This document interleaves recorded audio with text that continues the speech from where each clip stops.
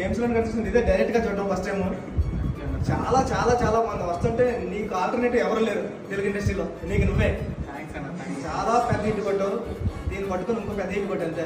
బోల్డెన్ కథ వస్తుంది నీ దగ్గరికి, కృష్ణానగర్లో వచ్చిన ప్రతి కొరడు కథ రాస్తాను. ఉప్పిన టైంలో నాకు ఒక లోటు మిగిలిపోయిందండి.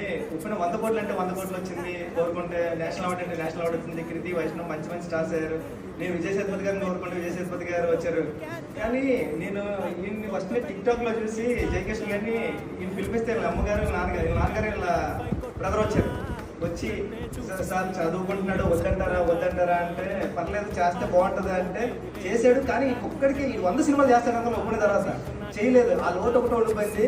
జయకృష్ణ నువ్వు వస్తుంటే థియేటర్ పగిలిపోతుంది, నిజంగా చాలా ఆనందంగా ఉంది అంటే పొడిసాం అంతే. ఏమంటున్నా పట్టుకుంటారు ఇది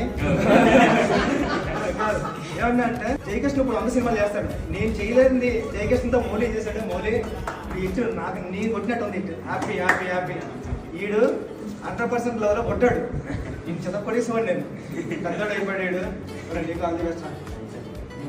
మీరు ఇలా పిలిచి ఆఫీస్కి పిలిచి మరి కంగ్రాచులేట్, చాలా హ్యాపీగా ఉంది. ఎంతో మంచితనం ఉంటే తప్ప చేయరు. ఎంతో మంచితనం కదా, అంతో పెద్ద హిట్ అవుతుంది చెప్పాలి.